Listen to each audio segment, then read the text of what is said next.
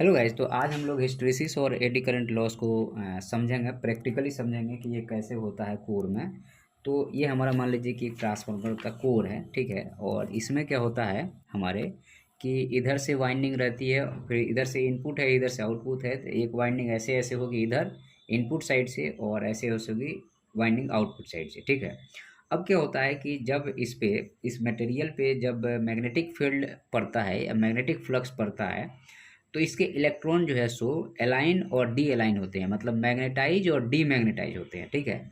तो मैग्नेटाइज और D magnetise होने में एक बार मैग्नेटाइज हुआ, क्योंकि वो रोटेटिंग फ्लक्स बन रहे हैं हमारे।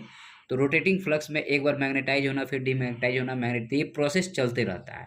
तो ये मटेरियल जो है, जिस चीज़ का भी मटेरियल है, भले इसका रिलेक्टेंस कम भी है, लेकिन ये मटेरियल मैग्नेटाइज और डीमैग्नेटाइज में इरिटेट होता है।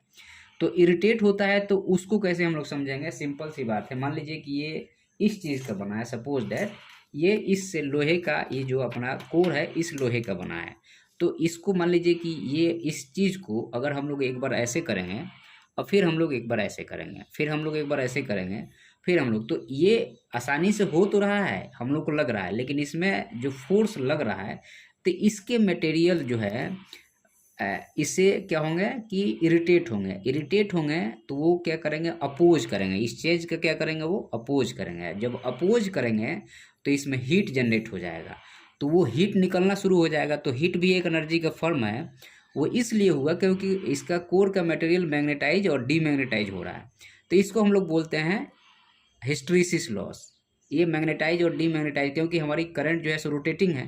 तो एक बार ऐसे हो रही है, और फिर दूसरी बार ऐसे हो रही है, फिर एक बार ऐसे हो रही है, फिर एक बार ये मैग्नेटाइज डीमैग्नेटाइज, मैग्नेटाइज डीमैग्नेटाइज। तो ये मटेरियल जो है सो इरिटेट हो करके और गर्म हो जाता है, या करंट या इलेक्ट्रॉन का एक बार जो है सो अलाइन इस डायरेक्शन में, दूसरी बार इलेक्ट्रॉन का अलाइन इस डायरेक्शन में, मतलब उसका अलाइनमेंट ऐसे ऐसे मूव कर रहा है।